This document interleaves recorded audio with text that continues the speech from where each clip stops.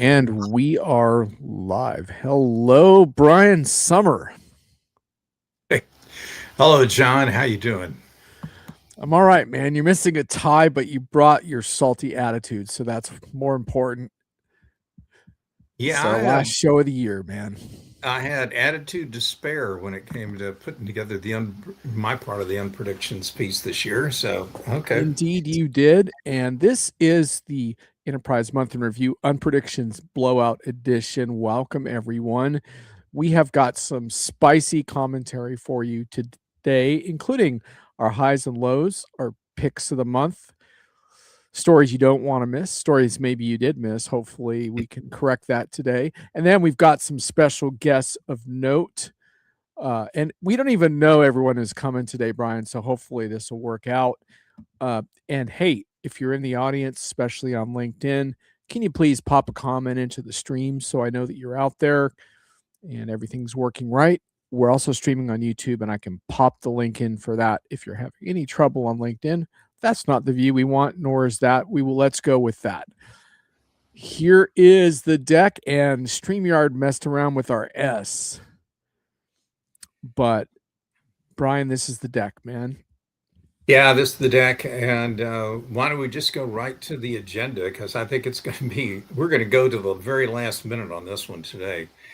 So, as John mentioned, it's a special unpredictions episode. This is tied in with a piece that John and I do pretty much every year, and it's called the unpredictions. And you probably can't see this piece of paper, but anyway, that was a printout of the article. And oh, good, Frank Scavo is here. Frank, what's up? Hey, Frank, by the way, if you have any unpredictions you want to share later in the show, just message me on LinkedIn and we'll pop you live on the cam. But welcome to the show.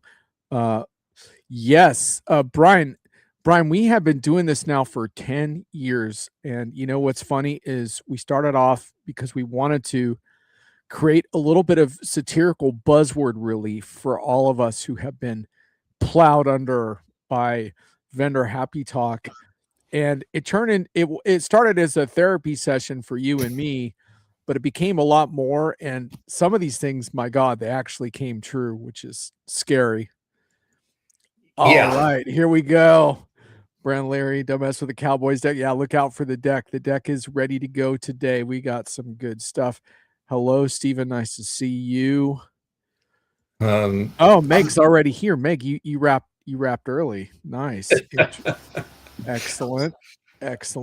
Cool. Thomas, Guten Tag, Guten Abend, I guess. Yeah. Your part of the world. So basically what's going to happen, folks, is we're going to walk you through some of our top underrated stories of the month. And then the halftime special is going to kick in pretty soon. And that's when we're going to hear our guests are going to take a crack at unpredictions. We've been doing it for a while, Brian. How are our guests going to do on this? I think they'll get at least maybe a B. And I'm only saying that because what you guys might appreciate is for 10 years, I have no idea how many hundreds and hundreds of these we've generated, only to have one of us savagely tell the other one, like, that's not good enough and kill it, or that's too long, and or whatever. Show business is tough, Brian. It's a little bruising on the cutting room floor. It is. And in fact, when, I loved the quote of the day down there, that the unpredictions was a tradition that no one asked for. I love that. Yeah, indeed. It was not. But anyway, and every year, of course, we wonder who's going to get thanked for their leadership in the next year. And when you were talking a moment ago, John, about when we started doing this, it was an anecdote, an antidote or a tonic or whatever for whatever was happening that year. I do know that the first year we put that together, Dennis Howlett tried his damnedest to make sure we didn't publish it. And yeah, he wasn't a fan. Yeah. And then instantly, like 24 hours after it ran and the view count started coming on, it was like, well, maybe that's not a bad idea after all. And he actually volunteered some for the very next year. So It's definitely had a life of its own. Anyway, enough of that, and I guess let's get on with the agenda. Thanks, Shashi. Appreciate the unpredictions. Love. Yeah, it's Yes. definitely fascinating to see which ones stand out. Oh, and Brian, we have one that actually came true again, which is kind of our worst fear realized.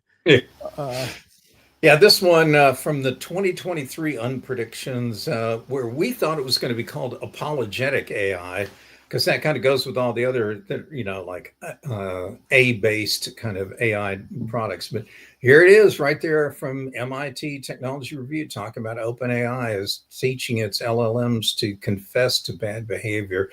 I tell you, I feel like we were 3 years early on this, but now I know where these big tech companies get their inspiration from.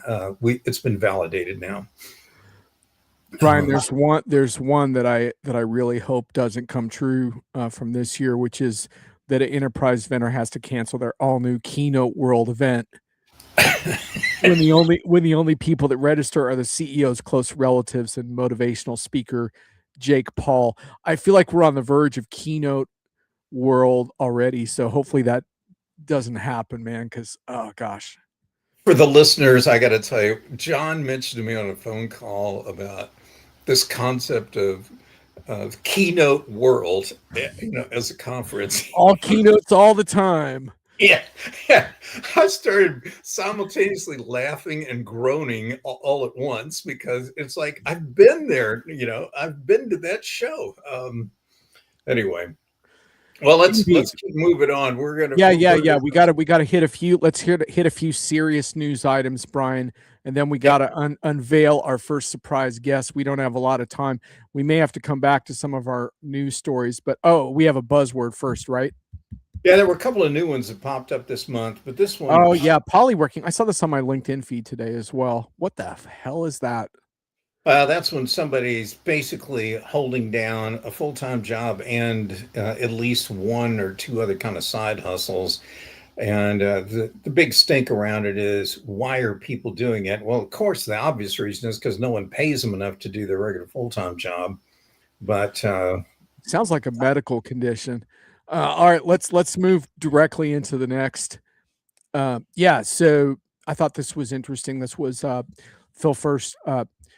If you know Phil, he knows the services industry inside and out. So he did this review uh, of IBM acquiring Confluent. And the reason I picked this is that as the year comes to a close, what we're really finding is that we're honing in on what makes for effective enterprise AI versus ineffective AI.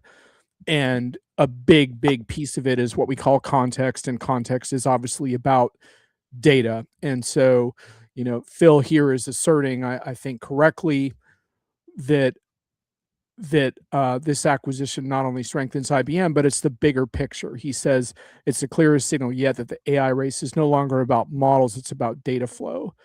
And I would say that's true, at least in the enterprise perspective. IBM just bought the plumbing for real-time trusted enterprise-grade data movement, which is the one capability most generative and agentic AI platforms have been lacking. And then he goes on to say all the AI demos in the world mean nothing without clean, connected, governed real-time data. So that's kind of the biggest AI enterprise AI takeaway heading into, I think, next year, where of course we're going to be deluged with a bunch of propaganda and charged with trying to figure out what actually makes a difference in the lives of customers. But the only thing I did want to comment on here, and I've highlighted also a New Stack article getting into the context part that you could check out. The one thing I did want to caution people about, though, is that there seems to be, I think, a little bit of a overdone misconception that as long as you feed these systems with the right data, that they suddenly become magically intelligent. That's just not true. There's a lot of research that indicates that language models will still sometimes choose to disregard the context being provided in favor of whatever they think is a better answer internally. These are still probabilistic systems and require attention to that from a risk and use case design perspective. So if I were to criticize these articles, it would be that there's a little bit sometimes of a easy assumption that if you get the data right, that everything else falls into place. And That's unfortunately just not the case, and it's just a misconception I keep hammering. But fundamentally, I think this is the trend to watch going into the new year, and that's why I picked it. So, yeah. So just real quick on this one, I just thought this was a really interesting one from Mackenzie. This is a very, very common theme around tech leaders needing to be able to frame what they're doing in a business context, but also not losing track of the risk management tightrope. So, just in general, I think the to me the real theme going into next year from a human perspective is that AI doesn't solve for your internal collaboration needs. And every one of us in our own roles has to figure out how to better collaborate with people from across whatever organizational silos might exist. And AI can't fix that. It can only spark that conversation. So this is a good example of where CIOs need to be heading. And then my final one is from Frank Scavo, who's in the chat. And Frank, we'll get more to this story maybe later in the show. I want to return to this story, but technical bankruptcy, technical debt, out of date legacy systems have never been more important to take on for all the reasons I just described in the first two stories. So, Brian, how's that? That was pretty fast, man. I'm sorry I skipped your commentary because I want to get to your stories. But you have a quiz for the audience. That's right, John. And if you act right now in the audience, you can reply to this quiz. Well, all we want to know from you is here's a definition of what we wanted to put in for a new word of next year. And you've got to guess what you think that word is. We want your suggestions, but whatever it is, blank is what happens when John whips out an unprecedented number of strike throughs, biting critiques, and clever name calling on an unsuspecting, clueless software executive. It's a maelstrom of insight, biting irony, and sarcasm all in one well-timed rant. So put in the comments section, folks. Just tell us what you think this word is. Is it trenchant? No, I'm just kidding. It's actually not trenchant, and I know that. But the unpredictions also features made-up vocabulary words every year. The new ones that you're going to need to know. And we should mention one of them, which is a little controversial, Brian, but it's going to come up shortly. Can I go ahead and mention it? Go ahead. Yeah. So Brian says we're going to have to be on the lookout for the term penisaur next year. That's like dinosaur. And the definition of that is what you call a tech CEO who acts like a dick and whose products are decades out of date. Excellent. Although I would not restrict that term to out of date products. By the way, there's some folks shelling up frontier LLMs that might fit that description also. Anyhow, so shall we see what the answer is to that question? Sure, but and it's the snarknado. That's right. Oh, it's the snarknado. Okay, all right, yeah. All right, Brian, let's hit your stories real quick. Oh, we got rage bait. Yeah, actually, we just wrote about rage bait on Diginomica. Isn't that just my regular writing? Yeah, basically. Don't rub it in, Meg. I can't shake it. All right, Brian. All right, so let's blast through your stories. So mine are actually people-related stories. This time, not technology ones. This first one really talks about job hugging. And I think it's important to note that there are lots and lots of people out there that are clinging to whatever job they have right now just because it's such an uncertain and soft employment market. We could have a whole podcast just on that issue alone. But there are some significant downsides on here that the people that do this are basically super stressed out already. They're prone to burnout, and they will leave the minute there is a notable improvement in the work and job kind of situation. So something to watch out for. But I know John loves names like quiet anything, quiet quitting, quiet hiring, quiet whatever. Job hugging, it just seemed like it belonged in there. Quiet FU. Okay. Now this one, while John accuses me of reading too many like Harvard Business Review and MIT Sloan, oh man, you dug out a white paper for us. This is an actual academic piece, and it's unlike many academic pieces. It's chewy, it's crunchy, it's stroftier. Anyway, this story was something I've been talking about with HR audiences, that when people, all kinds of job seekers, are using AI, generative AI tools to perfect their resume, that it's going to make it even harder for employers to find who the best qualified people are, because all the resumes start to sound the same. This academic paper went after that topic, and what they concluded at the bottom end of it, uh, I think StreamYard clipped some of this slide off, but it's saying that uh, folks in the top quintile of work ability are being hired now 19% less often, whereas the ones in the bottom quintile, the worst possible employees or job seekers, are being hired an additional, I think it's 14 or 17% more often. So what we've got is, because of AI, we now have we're not hiring we're not even identifying who some of the better people are, and instead companies are hiring even worse people than what they had before. So AI is not delivering a positive ROI in this situation. This is a fascinating study, I and have to one. ask. I think I want to ask Meg about these HR stories in a sec. But anyway, And the, okay. and the last one, MIT Sloan, hybrid work is not the problem, poor leadership is. Yes, that's exactly right. I mean, people, if you've got leaders who are hitting the panic button, demanding people come into the office for no other reason than you want to see them doing the work, you're the problem, not the workforce. Anyway, you can read that story. It's got a lot of good ammunition if you're having to deal with an employer who's trying to push out some unwarranted RTO kind of story. Okay, I think we have another. We got one Oh, more. Oh yeah, we got one more quiz. Let's blast through this one. Oh, this is ripped from the unpredictions for sure. Oh wait, Thomas has a comment. That assumes employers could assess that before, which I seriously doubt. All right, Thomas, we'll have to get back to well, that one. let me respond to Thomas real quick. The article that academic paper addressed that, because what they found is, before the age of LLMs, when someone actually wrote filled in an application, it was almost like a custom piece of work, and it showcased a variety of capabilities, including the ability to even write complete sentences and articulate some things that recruiters would actually look at and factor in on the employment side. Nowadays, with everything all reading and looking the same, it doesn't work that anyway. More like ROY. That's a spirit, Brent. There you Oh, go, Brent, that's man. so good. That is Brian, we so missed good. that one in our new words of the year. We may have to add that. That is friggin' perfect. Yeah, you know, you and Thomas have been on the opposite side of this whole employers AI versus job seekers thing. We may have to hash that out at some point. Really get into the ring on that.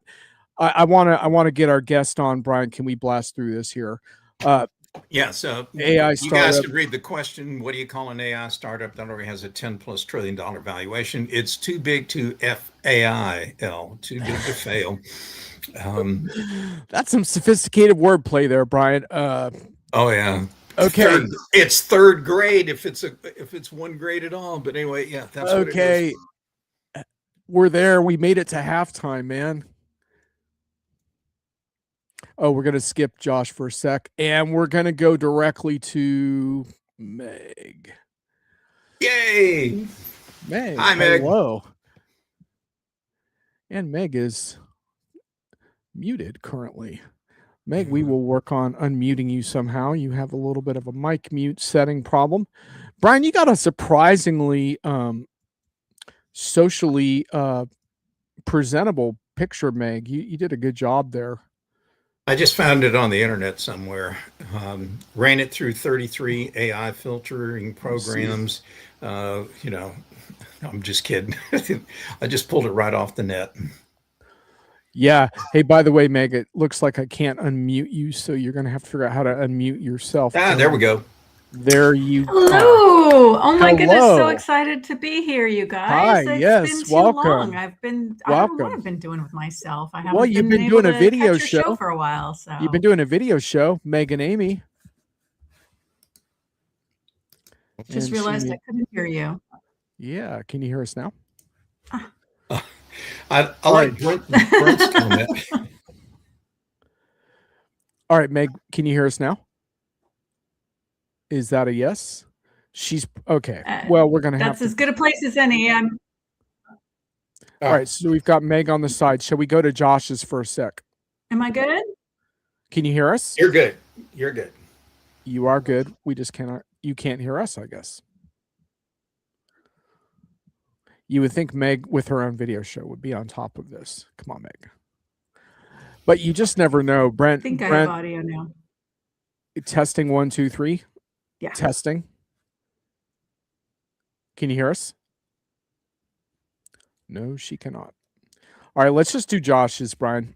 Well, Meg, try one more time. Okay, let's do Josh.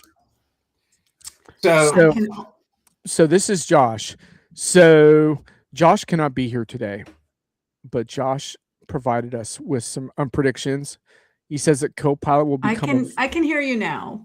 He says that, okay, we're just going to finish Josh now.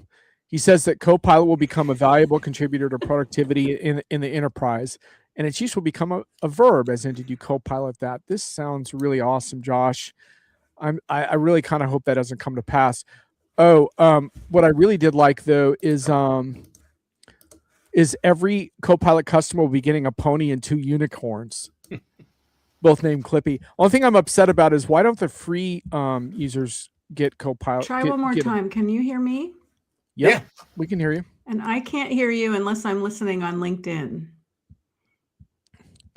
Yeah, so Meg, you just need to reboot or try another browser or something. So might be browser. Yep, because LinkedIn's on a delay loop, so you won't be able to listen on LinkedIn and participate. So give it a try, give it a reboot. I will send you a private message as well if I can. Sorry, folks, for the tech difficulties.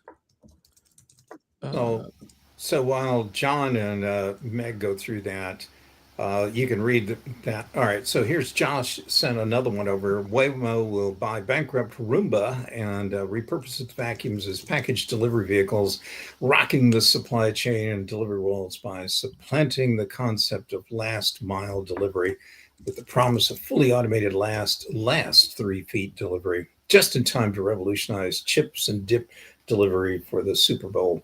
And I appreciate how incredibly timely that was, but because the Waymo bankruptcy only came out in just the last couple of days that we heard about that. So that's another one of Josh's predictions. And it looks like Meg dropped. Yeah, she's gonna reboot it. It's all good. I had one other one that Josh sent. It's a little chewy, but I'll read it. It says, LinkedIn will finally figure out how to be relevant and useful as social platform for the workplace. One way will be to change their algorithms to genuinely support women in their careers and not just favor tech bro penisaurs. Here it is, the words out there. In addition, well, penisaur's already in use, Brian. Well done, man. Trenchant. That's all I got to say. In addition, LinkedIn also fixes their search function so that you don't need a browser search function to find someone's LinkedIn profile. In addition, each new paid user will be getting a pony and a unicorn for their birthday. So Josh is really into ponies and unicorns right now, but I want to thank him for the timely reference to Roomba and for the penisaur reference. Yep. I can't believe that. Anyway, so we did well on that. Ponies and unicorns all around.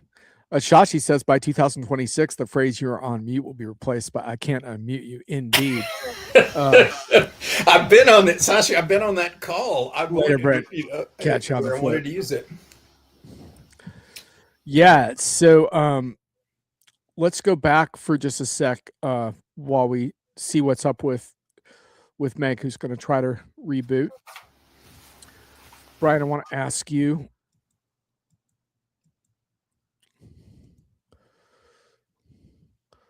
Commentary on Frank Scavo's Legacy Systems Technical Debt. You wrote about this because you and I collaborated on a piece that's coming out on the year in review in Cloud ERP. You had a lot of salty thoughts on just the state of legacy technology versus so-called modernization. What is your view on this? Oh, the problem Frank's talking about is exceptionally real, and it's a lot more prevalent than a lot of people maybe even want to admit. I spent time this year with a uh, want to thank whoever that LinkedIn user was for that Oh, comment. that's Frank Scavo. Yeah, Um, I'm pretty sure. but this whole subject is still very problematic, particularly in North America, because so many plants in North America were starved for capital for probably 30, 40, 50 years. And so sitting next to an 80-year-old stamping machine that has nothing digital on it, it's an all analog kind of deal, might be a brand new machine with all kinds of digital capabilities, but it's not connected to anything. And the struggle, I, I see clients go with, and I get pulled into these conversations all the time, is do we fix the plant we have and deal with all the problems with all the technical debt and technical kind of bankruptcy issues that go with that, or do we go greenfield? And sadly, in a lot of cases, you got no choice but to go greenfield, because the time and money it would take to retrofit some of these things and bring them into the new world is just mind-boggling. So anyway, it's a real problem. Um, well, what do you want to do? We're no word from. Well, yeah, we just need to chat for a few more, and I think we'll get Meg back on shortly. Yeah, I wanted to pick something from your article deck. Let me just find it here. Let's go to yours.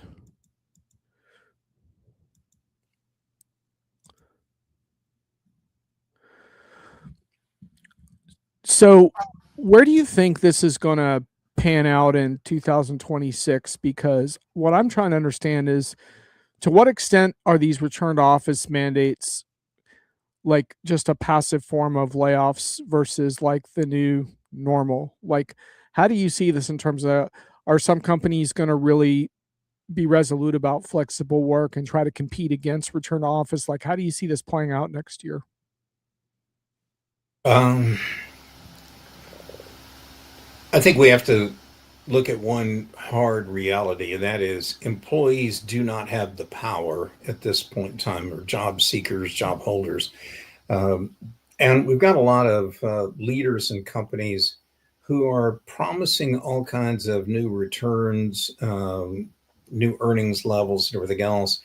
And they haven't got too many more tricks left to play, or cards left to play. So the only thing they do is they talk about doing layoffs, or they're going to somehow auto magically use artificial intelligence is going to result in all these freed up positions and lower headcount. I don't see that happening. So I have severe concerns about the quality of thinking at the top management levels at a lot of companies, and I don't know that they're really looking at the right issues or the right solutions they ought to be pursuing. So we're going to still see this hybrid work deal coming out as a very challenging deal. But the mistake that some employers will make is they'll hire people in the next year or so, thinking they're going to have permanent people, and they're not going to stick around. The minute there's an improvement in the economy, they're going to go. And those companies that keep jamming down return to office when they don't really need to are going to be the ones who pay the most. All right, drum roll. We're going to give Meg another shot here. Testing 1, 2, 3. Oh, I can hear you guys loud and clear. Yay! Woohoo! Took way too much IT work there, but I did figure it out. Troubleshooting for the win. Nice. Yes. This gets back to my point on business user IT collaboration. Like, you had to land in that sweet spot in between. Well done. And are you ready to share your unpredictions with the group? I am thrilled to get a chance to share unpredictions with the excellent. group. Yes. Excellent. Yes. All right. Well, let's go back into the. Making you guys jump all over your presentation. Oh, no, it's all good. It's all good. That we knew this was going to be. All right, here we go. All right, first company of zero celebrated as a human-free unicorn. So you heard it here first, people. Company of one, forget it. Company of zero is where we're headed. So after firing its last remaining employee, the head of culture, who scheduled offsites, the company of zero announced record profits, infinite scalability, and a Slack workspace that exists purely to haunt former workers with read-only access. I think I have worked at this company already somehow. I know I like the company of zero term, but I also like the human free unicorn. Both Yeah, of I those are think the gold. human-free unicorn has a lot of legs and probably multiple applicabilities. Yes. Boy, There's that actually sounds like a dark, edgy manga comic. Excuse me, the human free unicorn and Exactly. the I think all artwork is accepted for what that looks like. Yeah. Yeah. and believe it or not, folks, Anthropic already tried this. If you type in Anthropic autonomous business into Google, you will get some fun results, including Anthropic's AI utterly fails at running a business. Uh, Is that the time when it failed to also do like the soda machine or whatever it I was? believe Yeah. yes, yes. Yeah. Someone wrote it failed at its business objectives, but it was also creating poor user experiences for everyone who had to interact with it.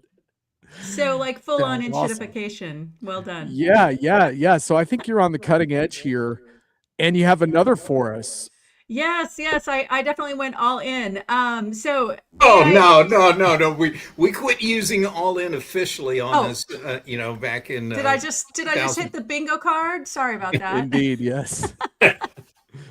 AI agents demand mental health days. After modeling every possible future and finding them mid, agents request PTO, purpose, and fewer stand ups. HR responds by rolling out a wellness chatbot staffed entirely by the same agents.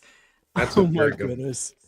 Yes, yes. There's a really nice TED video about the third generation of AI having all kinds of mental health problems.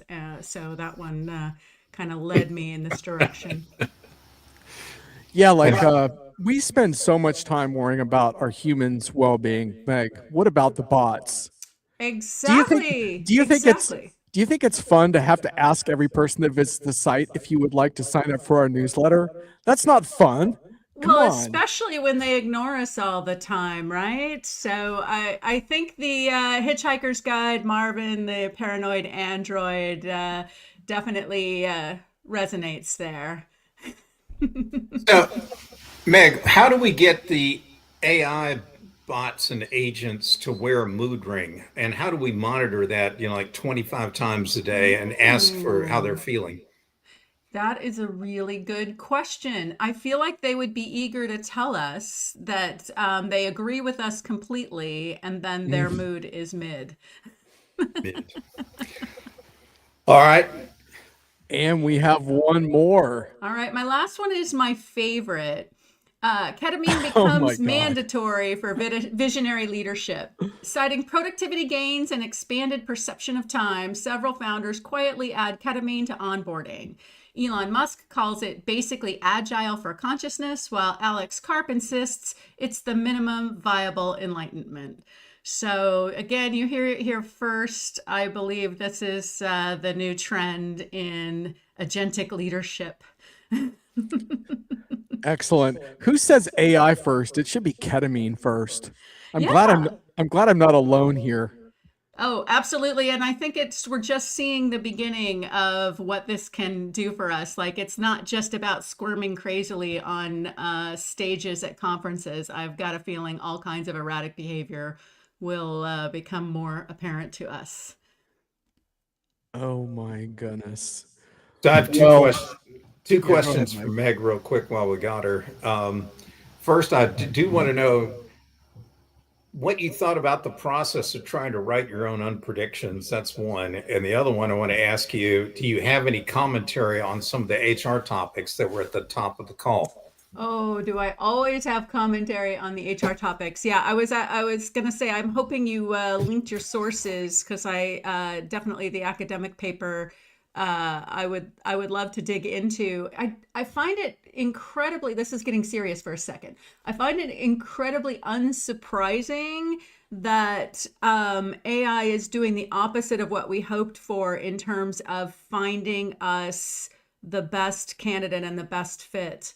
And it's also doing exactly what we are instructing it to do, which is teach candidates to hack the algorithm versus teach organizations to drive more clarity on what defines good performance. And I think, you know, people are smart. They're going to navigate to what works, and that is going to advantage some and disadvantage others. But it's not, you know, it's not helpful if your goal is to help navigate towards peak performance or even just relevance in this world. So I have a lot of like real hesitation around where we are. And then just a reminder, none of us really know what the job market actually is right now. None of the statistics of how many jobs added are particularly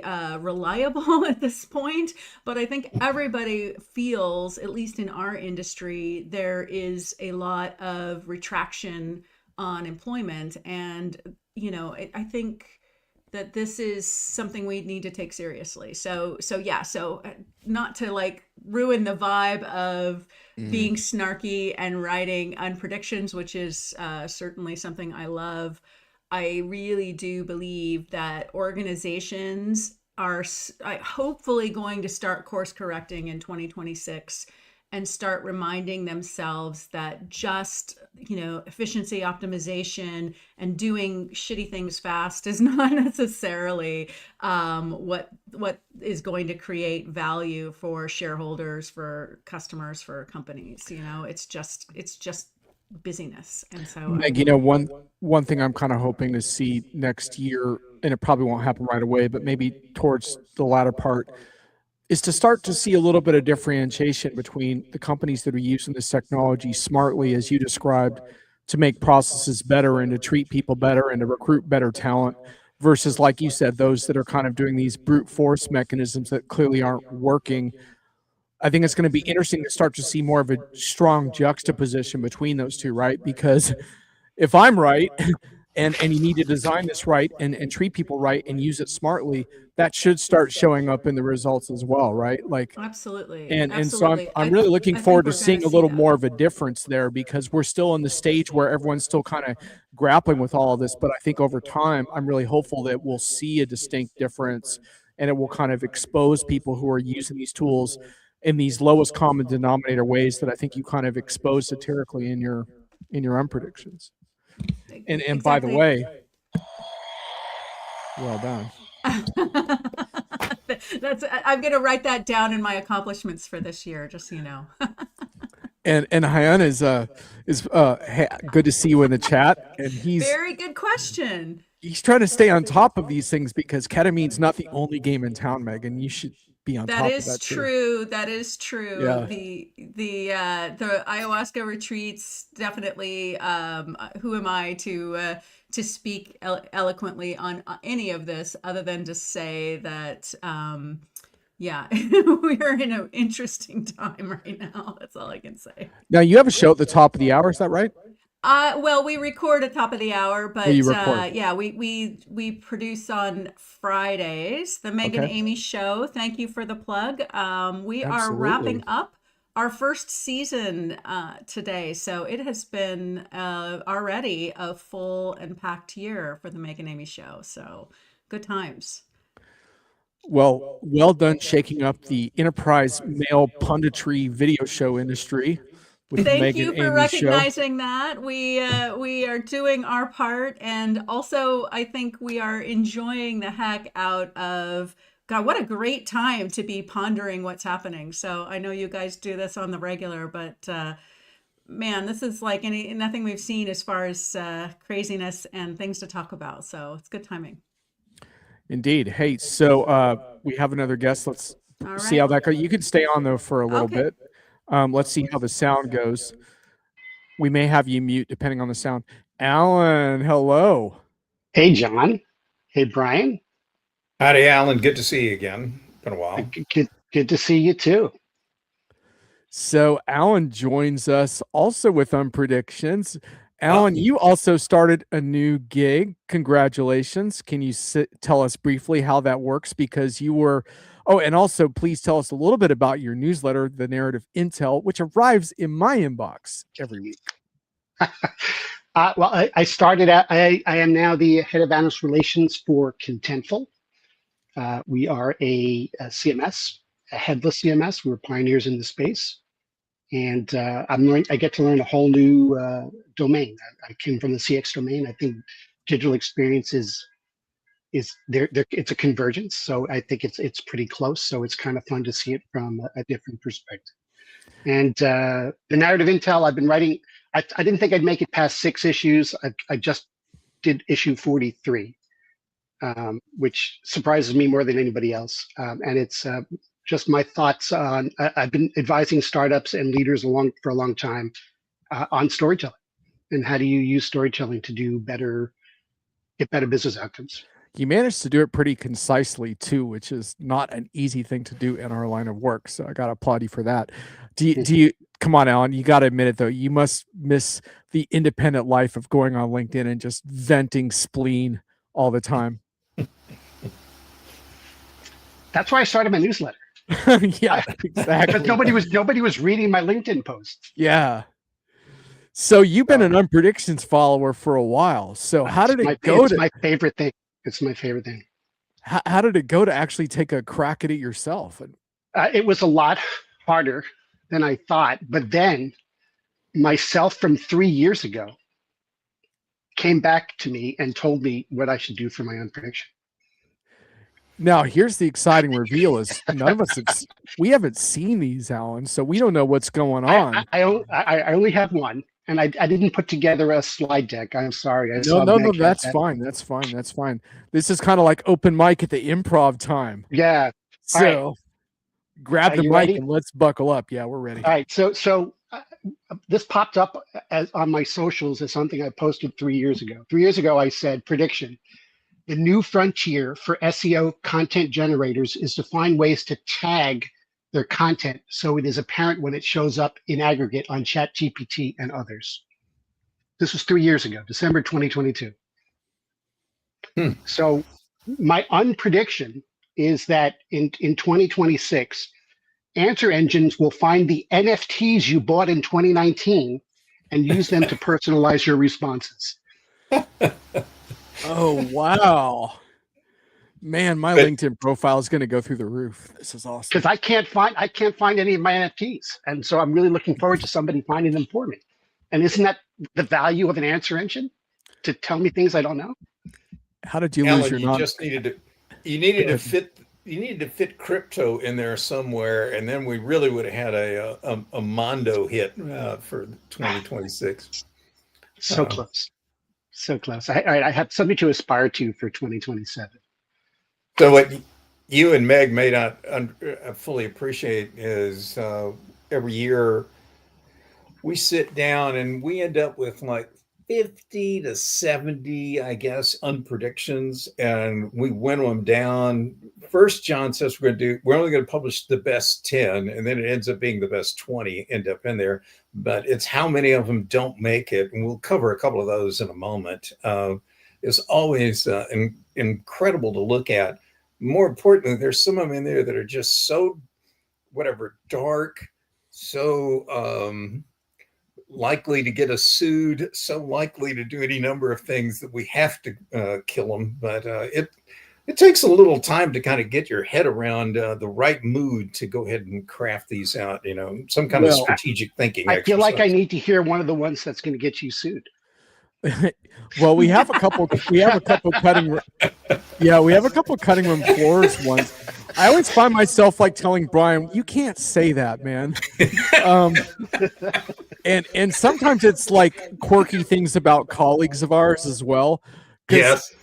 An unpredictions draft isn't complete for Brian unless he takes a shot at a couple of fellow analysts. Mm-hmm. And occasionally those have slipped through. Like I think we have a couple of Ray Wong unpredictions in the archives, including his multiple personality, or his multiple persona, His clones, yeah. his No clones. clones. Yeah. But yeah, a lot of those don't end up making the cut.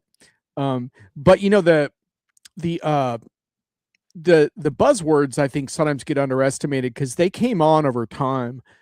At first it wasn't a feature, but now I think some of the buzzwords can be real highlights, like the scarables, the spiffy new wearables that silently alert you whenever you're too close to a buzzword spewing tech leader or someone peeping on you with smart glasses. So I think we need scarables right away. So anyway, we always have a lot of fun with that, and some of those are actually the ones that ended up on the cutting room floor.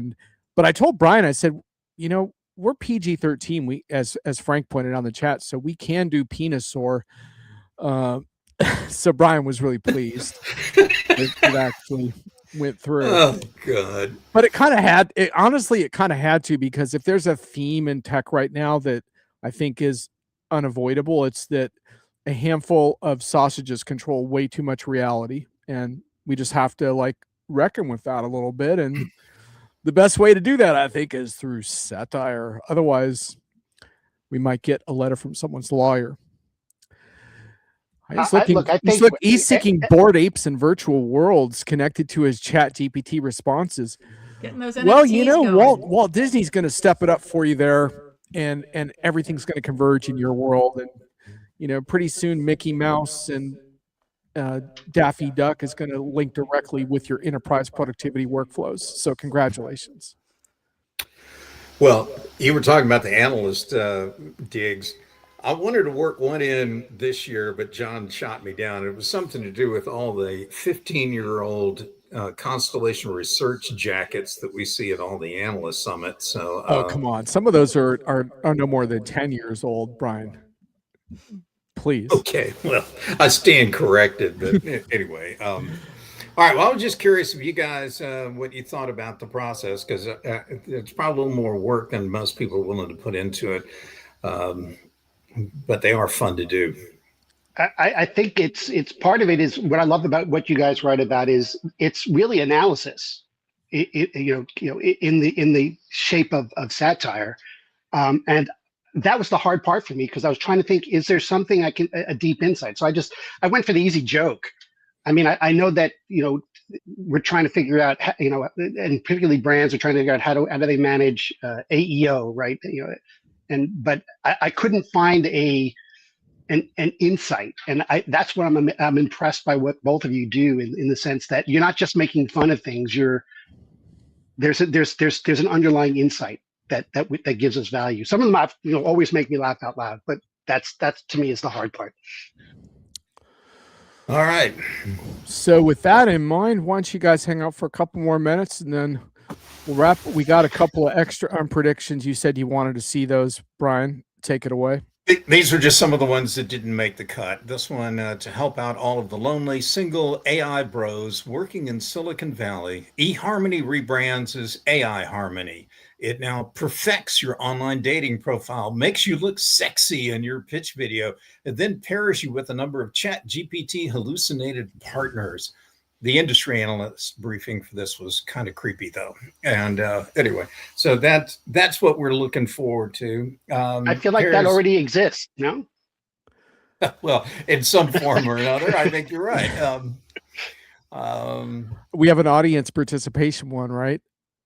Yes, audience. We want to know. We think that in 2023, the number of armchair pundits and clickbait writers are going to keep announcing the death of ERP, and we want to know what headline you could come up with that's better than any of these. And you can see some of them on the screen. And ERP. I like Heaven Can Wait for ERP.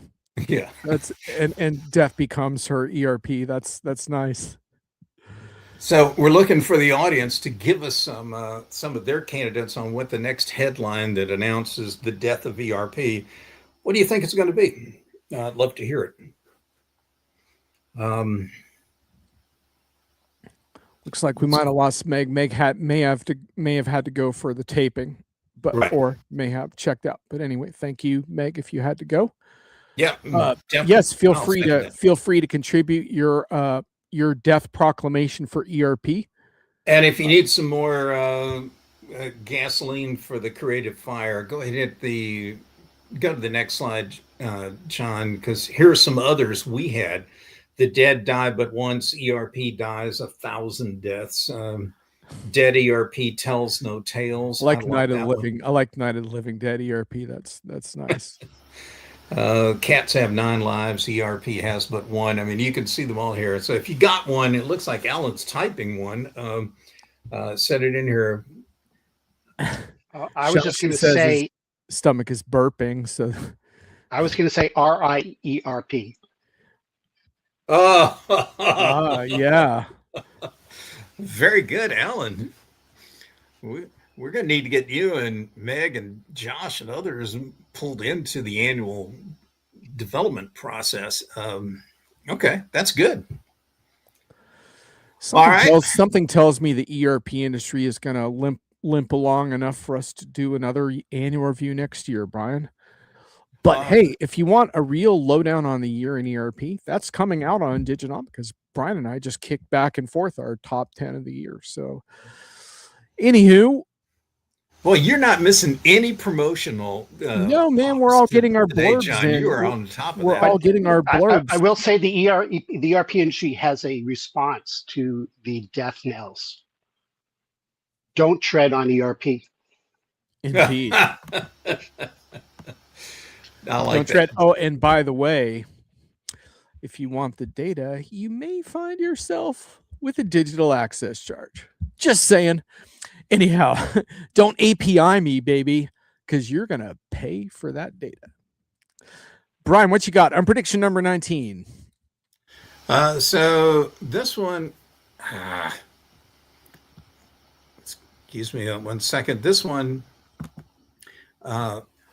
Steven's got one. Blue screen of death, the ERP story. Oh, wow. Very good. Very good. And I thought green screens were still the problem, but actually blue screens are even worse.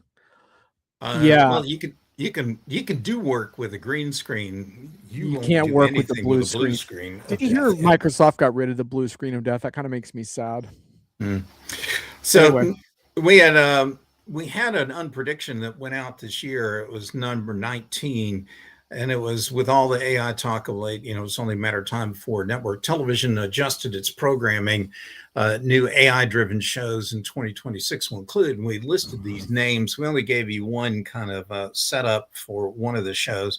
And this kind of reminds me a few years back. The really unnecessary workers of Beverly Hills. That's nice. That was almost mean. Hyam wants to see a company try to replace ERP with an AI. Yeah, that would be popcorn viewing. Klarna gave it a go with CRM and got a self-spanking for that. But ERP, man, that would be awesome. I'd buy tickets for that. Yeah, it was. It didn't. I know you and I weighed in on some thoughts on that whole scenario. But anyway, we thought it was kind of interesting if you had to write the copy for what these other TV shows would be. Now, we gave you one to Tell the Truth AI edition. The one, How Unqualified Are You? Here was the copy that didn't make the published version. This future smash hit series looks at 3 everyday frontline workers per episode to see which one gets laid off first, laid off the most often, and etc. It's all because of artificial intelligence. Hilarity ensues as the losers are filmed walking to the unemployment office. So that's the pitch. If you were selling to a network executive, that's how you do it. John's show here that he liked, the really unnecessary workers of Beverly Hills. This reality show mixes in AI uncertainties affecting the lives of the LA elites in a poignant, tasteful format. Frank Scavo is probably going to tell us more about it. Watch as the compiler family, that's Pascal, Cobol, and C, struggle to be seen at trendy LA restaurants and dance clubs. They struggle as there are no paparazzi to photograph them, as AI wait staff don't tip off the press. Or we had Poignant Naked and and Afraid AI. poignant and thoughtful indeed. Hey, Brian, can I move on to my whiff? Can I go to my whiff of the month? Sure. All right. Every week in Enterprise Hits and Misses, I pick some whiffs of the week, and then I turn them over to Brian and say, pick the one that you think we should feature in the infamous slide deck. So I never know which one it's going to be. Drum roll. KMG auditors. Oh, yeah. If it's good enough for high school students, Brian, it's good enough for auditors. Yeah. You always have the acerbic retort to whatever the whiff is. That one troubled me on so many levels. But the idea that people who are supposed to take like certified public accounting exams, supposed to be taking all kinds of other things to maintain their certifications on an annual basis. The fact that they would use AI to cheat on tests bothers me quite a bit. And anyway, I don't mean to get us on a downer note, but that is a huge whiff. It's not meant to be funny. That's a whiff all the way around. That is indeed. Alan, thank you so much for joining the show. You may be involved in the next slide as well if you want to. But we really appreciate you showing up and bringing some life to the unpredictions and reminding me to check my NFT collection. I would not have thought to do that today, but thanks to you, I'm going to look to see if I can improve my social influence with those, tagging those right up. And we are going to look at our final segment, which features Brian's dog, actually. Something that creates and inspires value. Brian. Well, sadly, all I keep thinking of is burping, BERPING. That came from the comments, but I had one, and give me a second. It's somewhere on my desk, and I've dropped my thought on that right now. Excuse me, but. Well, I will start by thanking the vigorous chat participation. Thank you. We don't get enough of our ability to kind of laugh at ourselves in this industry, and that's much appreciated because it feels like so much we are jockeying for a position in the LinkedIn queue, trying to compete on the algorithm, and not always having a lot of fun. So we had some fun today, and of course, in the new year we'll probably have some serious heavy hitting shows as well, but it's always good. As you can tell from this show, we always like to kind of keep a little bit on the light side too. And I think that's as it should be, right? Because if we're not having fun in this industry, all we're doing is growing old in this industry. And who wants that? Alan, anything that inspires you? What keeps you engaged in your work in life? I'm thinking about forget STEM. It's all about a BFA. It's all about that. That's creativity, improvisation, empathy, all that stuff. It's going to be a BFA degree. That's the future, I think. Yeah, it's interesting because a lot of times when I'll participate in these AI skills sessions, or I'll do my own, and people will be like, "Oh, you got to learn these tools, and you got to essentially learn how to compete with AI. And if you don't compete with AI, someone's going to replace you that knows how to use those tools." And there's a time and a place for that conversation, but I'm always saying, don't forget about becoming more human. Don't forget about cultivating within yourself those characteristics that are a little bit harder to develop sometimes, right? Like before I pull the trigger on the unpredictions every year, I always feel that nervousness of like, what the hell is this that we're publishing? Because it's not normal content, right? It's not typical enterprise analysis. And you always feel the breeze a little bit before you do that. But then there's also something really rewarding about just freeing yourself up to fail publicly. And then also getting great responses when you do something, perhaps step out on a limb and then connect with people around that. And so I love that, Ellen. And I think I'd like to see more of that in our line of work. And I really try to cultivate that in my own work. But it's not easy. Like sometimes it's a lot easier to stick within the draw within the lines, but that's not what's truly rewarding. And I don't think that's how you get somewhere amidst the machines right now either. So Be statistically unlikely, because AI is statistically likely. oh yeah, I like that. Brian, did you find your inspiration on your desk there?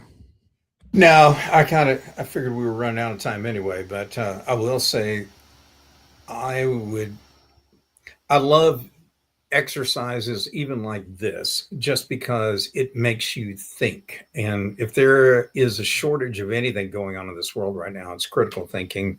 And it takes, I'm glad that we had folks like Alan and Josh and Meg and others who want to throw their hat in the ring and try their hand at doing some of this kind of stuff, because it does make you stretch as a person. And if there's one thing of positive that we all get out of this beyond, just a chuckle here and there, it's that we made some people think a little bit. And I hope you guys got some value out of that. We've got to run to LinkedIn user. Thank you. And thank you, Shashi. I wanted to do, since I've got my great promotions lined up, also track Shashi's video show, which is enjoyable as well, Players Production Network, and so on. So thanks to all of you who attended. It was fun today, and we look forward to seeing you in the new year. Alan, thanks for swinging in. I know you had a stacked schedule today. We were glad to have you. I'm glad to be here. Thanks. All Thanks, set. everyone. Bye, See you all. guys.